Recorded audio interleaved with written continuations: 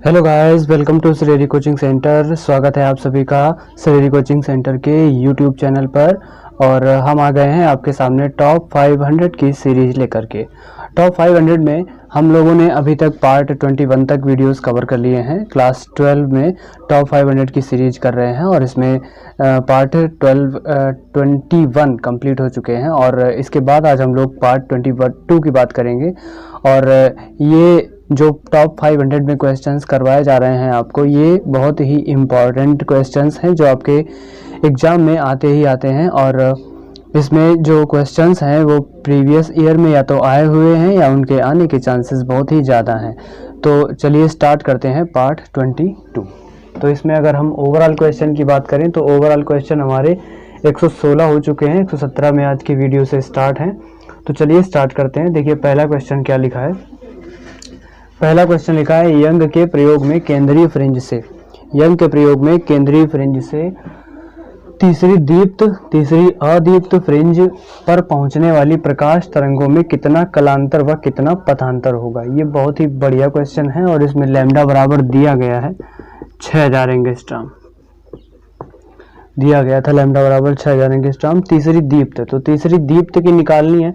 तो जब देखिए दीप्त फ्रिंज हम लोग निकालते हैं तो दीप्त फ्रिंज में क्या होता है, दीप्त फ्रिंज के लिए जो कलांतर आता है वो क्या होता है, 0 0 लैम्डा 0 दीप्त फ्रिंज है ना, हाँ दीप्त फ्रिंज है 0 लैम्डा 3 लैम्डा 5 लैम्डा 7 लैम्डा, इस तरह से चलता है, डिफरेंस में चलता है। तो यहाँ पर हमें अगर कलांतर निकालना है तीसरी दीप्त के लिए, तो पहला क्वेश्चन जो होगा वो तीसरी दीप्त देखो कौन सी आएगी, 3 लैम्डा आएगी। तो तीसरी दीप्त का कलांतर क्या निकलेगा, कलांतर बराबर क्या निकलेगा, 3 लैम्डा कितना है 6000, गुणा करा दो कितना आ जाएगा, 6 दिया 18000। ये आ गया पहले का कलांतर। दूसरे का अगर कलांतर निकालें तो उसमें कलांतर क्या है, तीसरी अदीप्त है। अदीप्त फ्रिंज के लिए जो कलांतर होता है वो क्या होता है, 0 लैम्डा बाई 2 3 लैम्डा बाई 2। तो 3 लैम्डा बाई 2 क्या आएगा, देखो 3 लैम्डा बाई 2। इसमें जो कलांतर होता है अदीप्त फ्रिंजों के लिए वो लैम्डा बाई 2, 3 लैम्डा बाई 2 और 5 लैम्डा बाई 2 होता है। दीप्त फ्रिंजों के लिए जो होता है वो 0 से स्टार्ट होता है कलांतर, क्योंकि दीप्त फ्रिंज बिल्कुल ही सामने पड़ती है। और जो अदीप्त फ्रिंज होती है पहले दीप्त पड़ेगी उसके बाद में अदीप्त पड़ेगी। तो इस तरह से दीप्त वाले के लिए जो कलांतर आएगा वो पहला तो 0 होगा और देन उसके बाद शुरू होगा लैम्डा, 3 लैम्डा, 5 लैम्डा, 7 लैम्डा, एक डिफरेंस पर दो डिफरेंस पर चलता है। और ये जो अदीप्त फ्रिंज होती है, अदीप्त तो पहली मिलेगी लैम्डा बाई 2 पर, दूसरी 3 लैम्डा बाई 2 पर और तीसरी 5 लैम्डा बाई 2। तो इसमें 5 लैम्डा बाई 2 फाइंड करना है हमें, तीसरा है, तीसरी दी गई थी ना, तीसरी अदीप्त। तो इसमें कलांतर क्या निकालेंगे, 5 इंटू लैम्डा कितना था 6000 बटे कितना 2, तो 2 तिहाई 6 और 5 का गुणा 3 में करो तो कितना आएगा 15000 एंगस्ट्रॉम। तो इस तरह से दोनों के कलांतर आ गए। पहले का कलांतर कितना आया 18000 एंगस्ट्रॉम, दूसरे का कलांतर कितना आया 15000 एंगस्ट्रॉम। तो ये दोनों के कलांतर आ गए। अब क्या निकालना है हमें, पथांतर निकालना है। तो पथांतर के लिए, दोनों के लिए पथांतर के लिए फॉर्मूला देखिए क्या होता है। कलांतर को लिखते हैं हम लोग डेल्टा फाई से। तो डेल्टा फाई बराबर सूत्र होता है 2 पाई अपॉन लैम्डा इंटू में कलांतर। तो ये क्या निकला है, कलांतर निकाला हम लोगों ने ना, हाँ। तो पथांतर यहाँ डेल्टा एक्स होता है और इंटू में यहाँ पर डेल्टा फाई।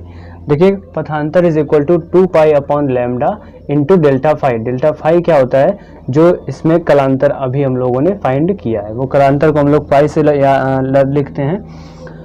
इससे पहले जो फॉर्मूला आया था उसमें भी हमने लिखवाया था परिणामी आयाम कितना था, r is equal to a1 square, root के अंदर में था a1 square plus a2 square plus 2a1 a2 cos phi. याद हो अगर पिछली वीडियो में हमने पहला ही क्वेश्चन ऐसे ही सॉल्व किया था जिसमें कलांतर दिया गया था, उसको हमने फाई से लिखा था। तो कलांतर को किससे लिखते हैं, फाई से लिखते हैं, और जो पथांतर होता है उसको हम लोग डेल्टा एक्स से लिखते हैं। तो इसमें ये फॉर्मूला होता है कलांतर और पथांतर के बीच का। तो देखो इसमें हमने निकाला भी, कलांतर कितना है 18000 और लैम्डा कितना दिया है 6000। यहाँ रखते हैं, सारी वैल्यू पुट करते हैं। अब ये वाला तो नोट कर लिया होगा, चलो इसको पहले लगा देते हैं। 2 पाई अपॉन लैम्डा कितना है 6000 और डेल्टा फाई कितना है इधर का 18,000। 3 जीरो से 3 जीरो उड़ गए और 6 तिया 18 और 3 दूनी 6 पाई, यानी कि जो इसका पथांतर आएगा पहली वाली का पथांतर कितना आएगा 6 पाई आएगा। तो चलिए पहले इतना नोट कर लीजिए, वीडियो को रोक लीजिए और रोक करके इसको पहले नोट कर लीजिए, क्योंकि इधर काम इतना साफ करने वाले हैं, अब जगह नहीं बची हमारे बोर्ड पर। इसका भी हम लोग निकाल देते हैं। दूसरी वाली जो तीसरी अदीप्त है उसके लिए कितना आया था 15,000, उसके लिए देखो पथांतर कितना आएगा, delta x equal to 2 pi upon lambda कितना है 6,000 और इंटू 15,000 इसका कलांतर आया था। 3 जीरो से 3 जीरो खत्म, 3 दूनी 6 और 3 15, 2 से 2 खत्म, तो कलांतर कितना आ जाएगा, पथांतर कितना आ जाएगा 5 पाई। तो ये इसका हो जाएगा आंसर। उसका कितना आया था 6 पाई, इसका कितना आएगा 5 पाई। बस लग गया। अब पूरा क्वेश्चन एक बार से नोट कर लीजिए, हटा रहे हैं पूरा साफ कर रहे हैं।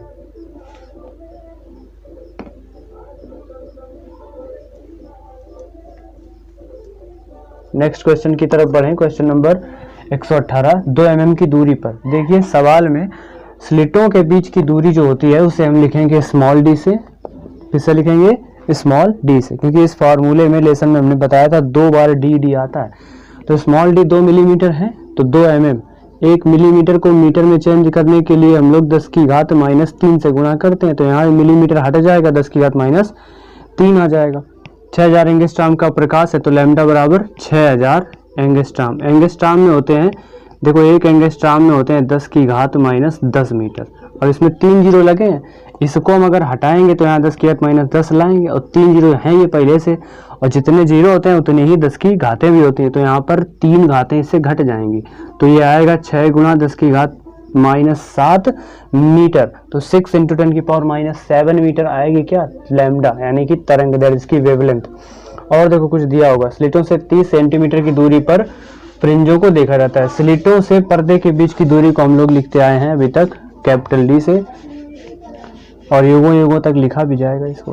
30 सेंटीमीटर है, तो 30 सेंटीमीटर को मीटर में बदलने के लिए 10 की घात -2 से गुणा करते हैं या 100 से भाग करते हैं, तो ये 0.3 मीटर आ जाएगा। अब देखो क्या निकालना है, फ्रिंज की चौड़ाई। बहुत ही आसान होता है। फ्रिंज की चौड़ाई के लिए फॉर्मूला हमने बताया था, W बराबर d लैम्डा अपॉन डी। एक स्मॉल डी होता है और एक कैपिटल डी होता है, दोनों डी होते हैं इसमें। वैल्यू रखो सारी। 0.3, लैम्डा कितना है 6 × 10⁻⁷, स्मॉल डी कितना था 2 × 10⁻⁻3। देखो यहाँ 3 से 4 कट जाए, 7 कट जाएगा, तो कितनी घातें बचेंगी 4 बचेंगी। 2 से इसको काट दें, 2 तिहाई 6, 3 त्रिका 9, 0.9 × 10⁻⁴। इसमें अगर एक हम जीरो हटाएं तो 0.09 आ जाएगा, और गुणा में 10 की घात -3 मीटर ये आ जाएगा। और देखो 1 मिलीमीटर में कितने मीटर होते हैं 10 की घात -3, तो यहाँ 10 की घात -3 आया, ये हटा दो, इसकी जगह सीधे मिलीमीटर लिख दो, तो 0.09 मिलीमीटर mm। तो 0.09 mm ये क्या हो जाएगा फ्रिंज की चौड़ाई। देखो सवाल में स्लिटों से पर्दे के बीच की जो दूरी होती है उसको हम लोग लिखते हैं कैपिटल डी से, और 2 स्लिटों के बीच की दूरी, याद अब लिखा होगा किसी क्वेश्चन में 2 झिर्रियों के बीच की दूरी, तो झिर्रियों के बीच की दूरी को भी हम लोग लिखते हैं स्मॉल डी से, और जो कैपिटल डी होता है वो स्लिटों से या झिर्री से पर्दे के बीच की दूरी होती है उसको कैपिटल डी से लिखते हैं। और तरंग दैर्ध्य आप जानते ही हैं किससे लिखा जाता है, लैम्डा से लिखा जाता है। तरंग दैर्ध्य हमारी लैम्डा होती है। तो इस क्वेश्चन को भी नोट कर लीजिए। हटा दे, हटा रहे हैं।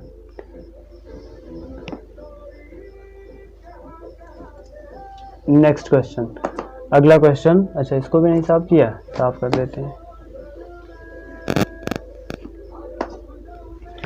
यंग के दूसरे प्रयोग में स्लिटों के बीच की दूरी, देखो स्लिटों के बीच की दूरी दी है, स्लिटों के बीच की दूरी को किससे लिखेंगे स्मॉल डी से। कितनी है 10⁻³ मीटर, और क्या है कैपिटल डी दिया है 3 मीटर। कैपिटल डी क्या होगा बताओ, कहां से कहां के बीच की दूरी है, स्लिटों से पर्दे के बीच की दूरी है ये कैपिटल डी। और W बराबर कितना दिया है, देखो W बराबर 2.1 × 10⁻³ मीटर। लैम्डा फाइंड करना है। W इक्वल टू फॉर्मूला क्या बताया था अभी, d lambda upon D. Lambda निकालना है, देखो d का गुणा इस W से हो जाएगा, W d अपॉन क्या हो जाएगा कैपिटल डी।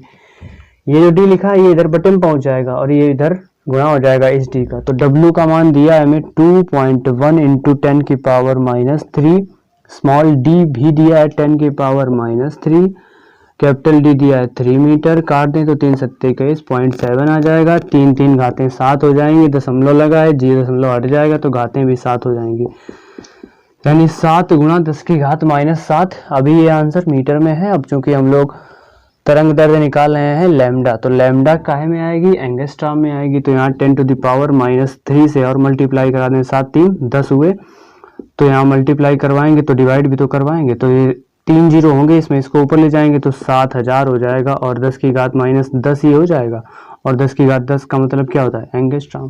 तो इस तरह से इस क्वेश्चन का आंसर क्या आएगा, 7000 एंगस्ट्रॉम। इसमें प्रकाश की तरंग दैर्ध्य कितनी होगी, 7000 एंगस्ट्रॉम। नोट कर लीजिए इस सवाल को, हटा दें। नेक्स्ट क्वेश्चन की तरफ चलते हैं। अगला क्वेश्चन नंबर 120, 120वां नंबर। देखिए वीडियो में बने रहिए, क्वेश्चन थोड़ा लॉन्ग क्वेश्चन है ये, और ये ज़्यादा नंबर भी आते हैं। तो इस तरह से आप क्वेश्चंस को कैसे ज़्यादा से ज़्यादा प्रैक्टिस कर सकते हैं, जितनी ज़्यादा प्रैक्टिस आप करेंगे उतनी ही जल्दी क्वेश्चंस को सॉल्व कर सकते हैं। तो नेक्स्ट क्वेश्चन की तरफ बढ़ते हैं। 120 नंबर लिखा है, देखो डी बराबर, इन क्वेश्चन में हमने डायरेक्ट वैल्यू रख ली है, ठीक। अब ये आपको पहचानना आना चाहिए। अब बोर्ड में एक बार में 5 ही क्वेश्चन लिखना है तो पूरा बोर्ड भर जाता है, जगह है नहीं अपने पास। तो देखो स्मॉल डी क्वेश्चन में लिखेंगे आप, हम क्वेश्चन बोल रहे हैं।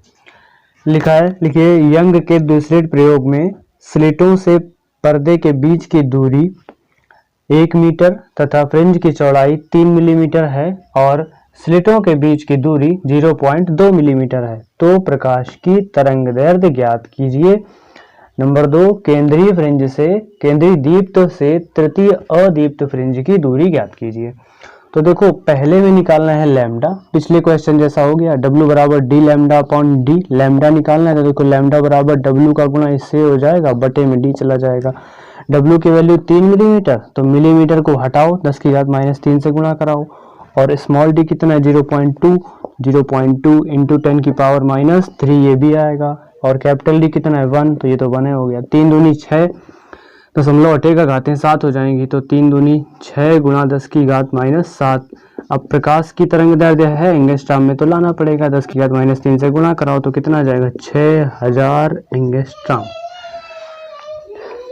अरे बच्चा चिल्ला रहे हैं गली में। नेक्स्ट क्वेश्चन नंबर 2, इसमें क्या दिया है, केंद्रीय दीप्त से, भाई गांव है, गांव में तो ऐसा होता रहता है। अभी शाम के 4 बजे हैं, तो ये सब बच्चे टहल रहे हैं गली में, मौज मस्ती कर रहे हैं। नेक्स्ट क्वेश्चन, केंद्रीय दीप्त से तृतीय अदीप्त फ्रिंज की दूरी। इसीलिए ज़्यादातर वीडियोस जो हैं वो नाइट में बनते हैं। नाइट में इसलिए बनते हैं क्योंकि गली में शोर नहीं होता है, और यहाँ बोर्ड में बट नाइट में ज़्यादा दिखाई भी नहीं देता है, और आज दिखाई दे रहा है, लाइट भी चली गई है। तो चलो हम लोग क्वेश्चन सॉल्व करते हैं।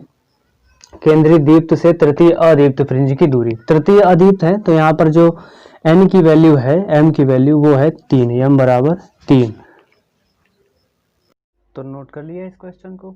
अब आगे चलते हैं। आगे क्वेश्चन हमारा आएगा क्वेश्चन नंबर 121। तो इस क्वेश्चन को आप देखिए, वैल्यू लिखी है, इसको लगाने का प्रयास करिए। तो इसमें जो D का मान दिया है वो 0.4 mm दिया है, स्मॉल d की वैल्यू। स्मॉल d होता क्या है, स्लिटों से पर्दे के बीच की दूरी, वो तो कैपिटल D होता है, स्लिटों के बीच की दूरी केवल D होती है, स्मॉल d। लैम्डा 6000 एंगस्ट्रॉम है। केंद्रीय दीप्त से 5वीं अदीप्त फ्रिंज की दूरी निकालनी है, याद रखिए अदीप्त फ्रिंज की दूरी निकालनी है। अच्छा, क्या ये वाला लग गया था, नहीं, पिछला भी लगा ही नहीं है, डिस्टर्बेंस हो जाता है। दीप्त से तृतीय अदीप्त है तो m की वैल्यू 3 है, और फार्मूला क्या लगेगा अदीप्त के लिए, xm इक्वल टू m-1/2 और d लैम्डा बाई डी। देखो इसमें d लैम्डा बाई डी कहीं निकाला था, नहीं निकाला, सॉल्व करना पड़ेगा। m की वैल्यू कितनी 3, तो 3-1/2, d कितना था, कहाँ गया d था हमारा 1 मीटर, लैम्डा 6 गुणा 10 की घात -7 मीटर, एंगस्ट्रॉम में था, और मीटर में चेंज करेंगे तो 10 की घात -7 तो आ ही जाएगा, 3 जीरो कम हो जाएंगे, और बटे में जो स्मॉल d है, स्मॉल d की वैल्यू कितनी है 0.2 mm, तो 0.2 इंटू 10⁻³ देखो यहाँ सॉल्व करते हैं। 3 दूनी 6, 6 में 1 गया 5, 5/2, 2 का 3 से गुणा होगा 6, 6 में 1 घटाओ 5, 5/2 गुणा पॉइंट से ये गया 0 और ये कितने आ गए 30 आ गए। इससे गया तो ये 10⁻⁻4 आ गए। तो 30 गुणा 10⁻⁻4 काट दें 15, 15 बना 75, 75 गुणा 10⁻⁻4 या 7.5 इंटू 10⁻³ मीटर, या कह दें 7.5 मिलीमीटर, 7.5 mm। तो ये हो जाएगा इस क्वेश्चन का आंसर। केंद्रीय दीप्त से तृतीय अदीप्त फ्रिंज की दूरी जो आएगी वो 7.5 मिलीमीटर आएगी। तो इस तरह से इस क्वेश्चन का आंसर यही हो जाएगा। नोट कर लीजिए, इसको भी हटा दें। 121 की तरफ बढ़ते हैं, वीडियो जो है कि बहुत लंबा हो रहा है। Next question, question number 121। इसमें भी कुछ इसी तरह से सवाल हैं। तो देखो इसमें दिया है डी का मान दिया है, लैम्डा दिया है, डी का दिया है, केंद्रीय दीप्त से 5वीं अदीप्त फ्रिंज की दूरी और फ्रिंज की चौड़ाई भी बतानी है। देखो केंद्रीय दीप्त से 5वीं अदीप्त है तो एन की वैल्यू जो एम की वैल्यू है वो कितनी है 5 है, और फ्रिंज की चौड़ाई भी निकालनी है। तो पहले फ्रिंज की चौड़ाई निकाल लो। डब्ल्यू बराबर डी कितना है 2 मीटर, 2 लैम्डा कितना है 6000, तो 6 गुणा 10⁻⁷ बटे स्मॉल डी कितना है 0.4, तो 0.4, 0 हटाओ बढ़ाओ 0, 4 से काटो 15 चौको 60, 15 दूनी 30, 0.4 mm था यहाँ पर, तो इसके बाद -3 भी तो आएगा। 3 से 7 काटो 4 आएगा, तो 30 गुणा 10⁻⁴ और यहाँ पर दशमलव लगाओ तो 3 गुणा 10⁻⁻3 यानी कि 3 मिलीमीटर आ जाएगा हमारा फ्रिंज की चौड़ाई। फ्रिंज चौड़ाई आ गया। अब 5वीं अदीप्त फ्रिंज की दूरी निकालनी है, तो क्या लगाओगे formula, XM is equal to m-1/2।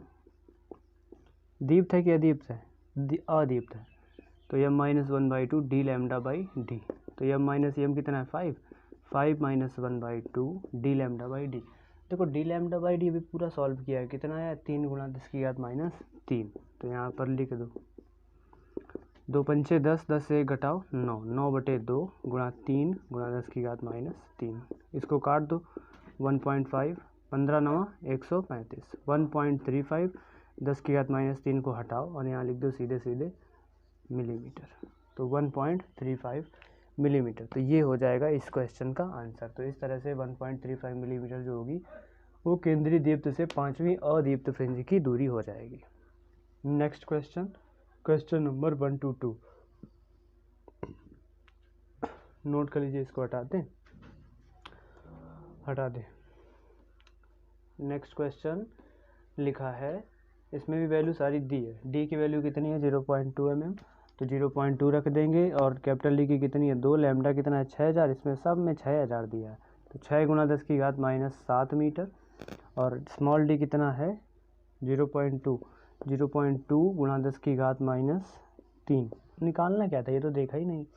दूसरी दीप्त फ्रिंज की दूरी निकालनी है। दीप्त है तो दीप्त के लिए जो फॉर्मूला होता है ना वो W थोड़ी ना होता है, XM बराबर m d लैम्डा होता है। और m कितना है 2 है, 2 का गुणा और करना पड़ेगा, पॉइंट हटाओ 0 बढ़ाओ, 2 से 2 कट गया, 60 दूनी 120 और 3 से हटाओ तो 4 घातें आ जाएंगे, 60 दूनी 120 यानी 120 गुणा 10⁻⁴। या लिखना चाहें 12 गुणा 10⁻⁻3, एक 0 हो जाएगा, ख़त्म हो जाएगा। तो 12 मिलीमीटर आ जाएगी हमारी दूसरी दीप्त फ्रिंज की दूरी। अब दूसरी अदीप्त निकालनी है, तो दूसरी अदीप्त के लिए फॉर्मूला क्या होगा, XM बराबर m-1/2 और d लैम्डा बाई डी। इसमें m की वैल्यू कितनी रखेंगे 2 रखेंगे। d लैम्डा बाई डी कहीं निकाला है, बिल्कुल निकाला है, ये सारा d लैम्डा बाई डी तो आया है,